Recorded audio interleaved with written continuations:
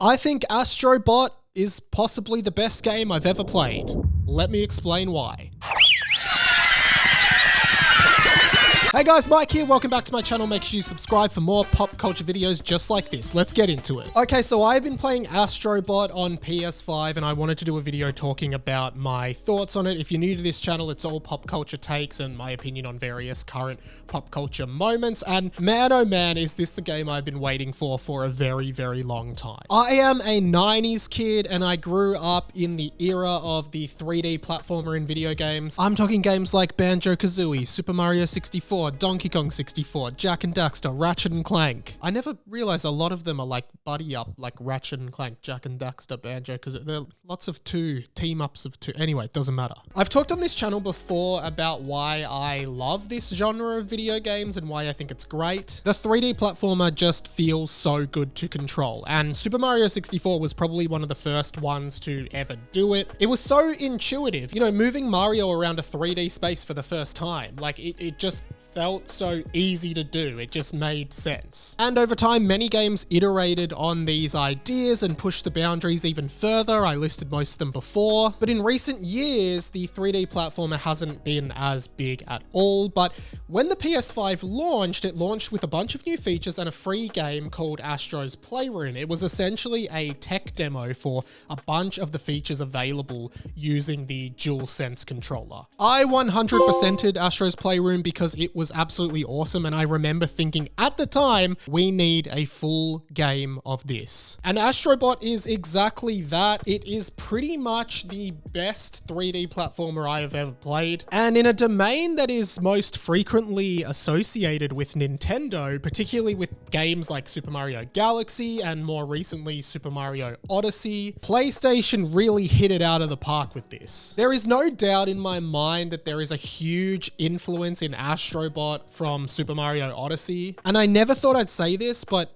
I think Astro Bot is a better game. You are instantly immersed in this game. The way the controller feels, the combination of the technology and the gameplay, okay? There's vibration, there's sounds from the controller. You feel every bit of texture underneath your feet as you're walking through the game. And the controls are so intuitive, and controls and flow with your character is the most important part about this genre of gaming. And I mean it, literally every part of this game feels so good to play. There are different power-ups you can get in different levels, the same way you use Mario's cap in Super Mario Odyssey to absorb different creatures and use their powers. And it was intuitive in Odyssey, but it's possibly even more intuitive in Astro Bot. You go through a range of different worlds with catchy music, which is the perfect combination for a game like this. And there are tons of hidden routes and discoverable items and collectibles along the way that really encourage adventure and exploration and force you to look outside of the beaten track. I don't think platforming has ever felt this good in a video game before. I cannot reiterate enough, it just feels so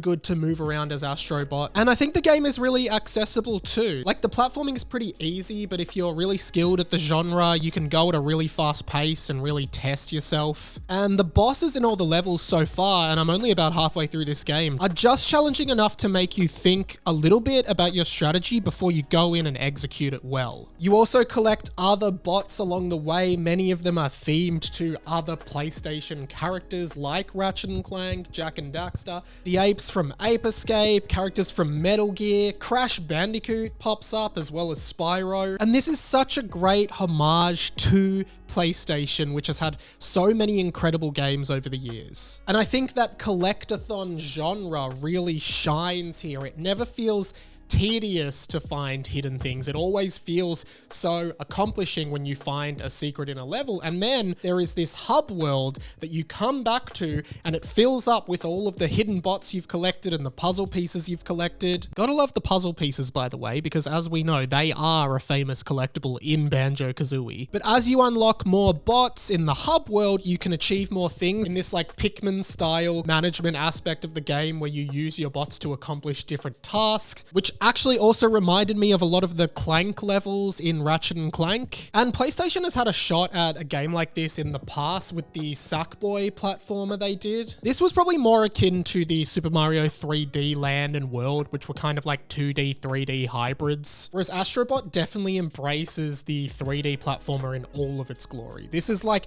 a perfect homage and mutation of everything that's come before to create just an absolutely delightful gaming experience. And I think even if you're not a gamer, you could pick this up and really, really enjoy it, especially if you are new to the genre and want to try it for the first time. This does feel like a culmination of everything that's come before, and I think this game is almost definitely at this stage going to be my game of the year.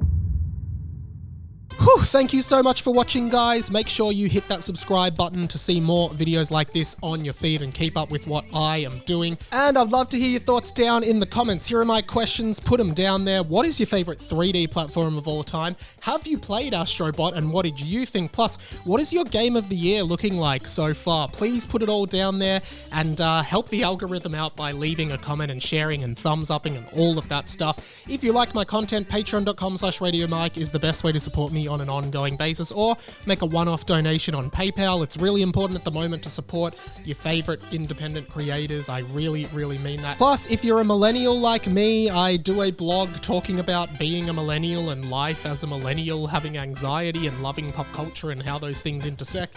You can subscribe over on Substack. It's radiomike.substack.com. It's just like little musings on my life that people seem to enjoy reading. That is pretty much it for me for this video. I'm doing about 3 videos a week at the moment, so would love to have you watch some of my others. Thank you so much for watching this one though. My name's Radio Mike. This has been The Inside Mind, and I'll catch you later.